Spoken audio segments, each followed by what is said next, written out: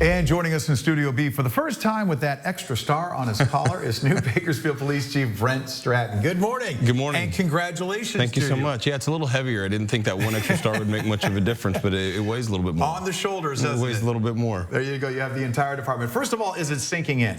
A little bit. The realities this week are starting to sink in, you know, especially with last week was Chief's last week, but this week when he's gone, there's no more emails that are going to his inbox. They're coming to mine, and so it is a little bit. The realities are sinking in, and I'm just still trying to get my feet underneath me and wrap my arms completely around the job. I think it's going to take some time. Yeah, and I was going to say, with all the ceremonies and everything that took place, a big thing last week, it's kind of like, it almost must feel like a relief just to have that part of it over. You know, on one hand, it's a little bit bittersweet because I respect the heck out of Chief Terry a lot as a mentor and as a friend, and I wanted to be able to send him off right, and I feel like we were able to do that.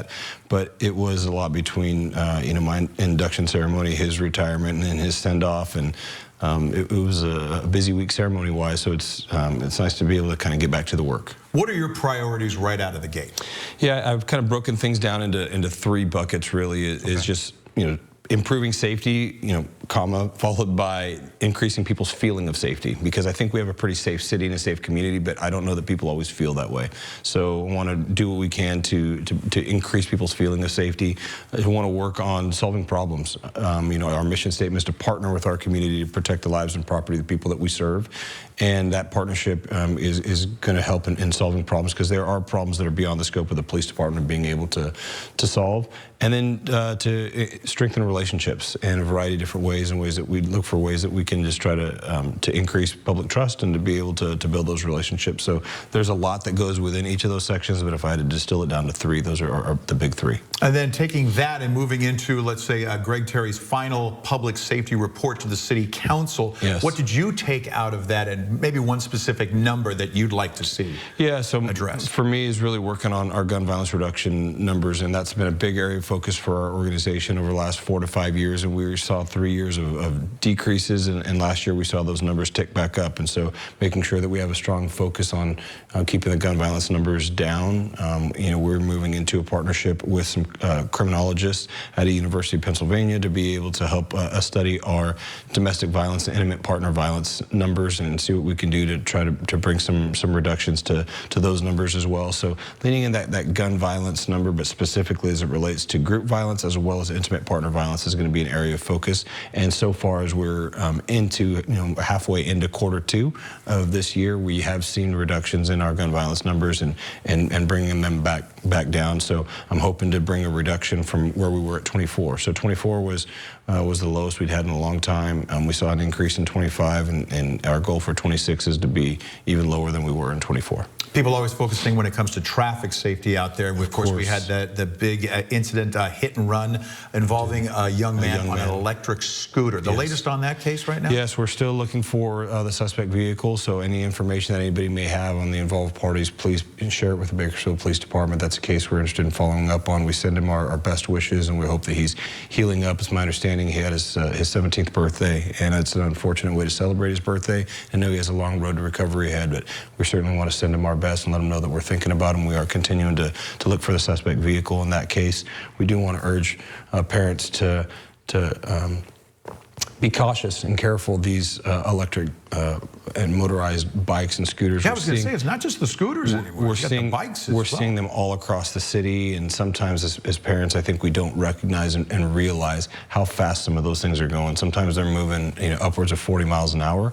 It's dangerous, so just to be cautious. And sometimes even when you're doing everything right, cars don't always see you. So that is another area of focus for us, is really wanting to make sure that we can improve the safety on our roadways and keep people safe. There's, you know, kind of the three factors we look at is environment, enforcement, and education, and we want to do the very best that we can for each of those three areas to try to make our roadways as safe as possible. I want to talk about roads again in a second, but I'd like to jump off the topic and go into the encampments. Yes. Because big push by the impact unit to get out there and to clean them up. Yes. Where is it right now, and how much still needs to be done? Yeah, it is constant work. It's every day. Our impact unit, we have somewhere close to upwards of 20 officers, maybe a little bit more, that 40 hours a week. That's what they do, is they work on enforcement of quality of life related crimes, many times associated with the criminal element of the homeless, and then working on cleanup and trying to keep our city looking good. So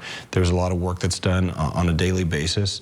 But working on encampments, it does feel a little bit like we're able to clean up one and it shifts to someplace else. And so then that's where our attention goes, and trying to do the very best we can to keep that clean. But it's not just the impact unit from the Bakersfield Police Department. It's really collaborative. Our community vitality program through the entirety of the city and public works and a variety of different areas within the city have their hand in working with the police department and trying to do the very best that we can to keep the community looking good, as well as to offer services for those who are experiencing homelessness, and working with community-based organizations to try to be able to get people into housing. I believe that substance abuse counseling and some of those things is also going to be a big component, and as well as offering mental health resources. Another thing, in getting back onto the streets, there has been several decoy buys that operate in conjunction with ABC and stuff, and those officers. And then you have the DUI aspect out there when it comes to that. First of all, the uptick in is the decoy buys, is this common?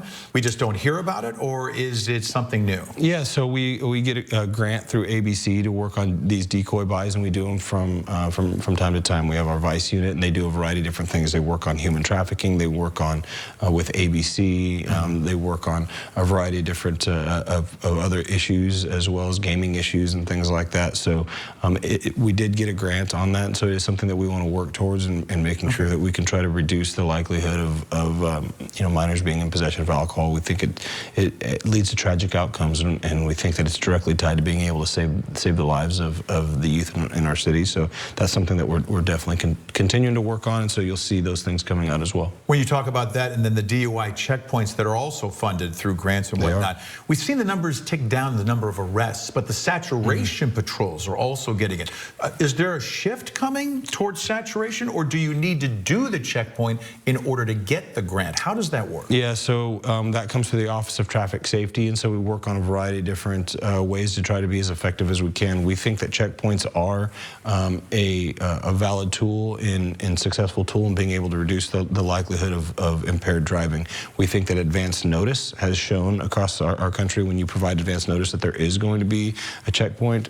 We don't disclose the locations, but we let them know it's going to happen. This is when it's going to happen. We think that has a deterrent effect. We think that the checkpoints themselves have a deterrent effect for a limited amount of time, but we do think that roving patrols is the best way to be able to look for impaired driving and try to do the very best that we can to reduce impaired driving in our community. We think we have a real issue with that here. It's an issue in every community, but especially in ours. It's something that we really want to focus on, and to reduce the number of drivers that we have that are out there that are driving while impaired.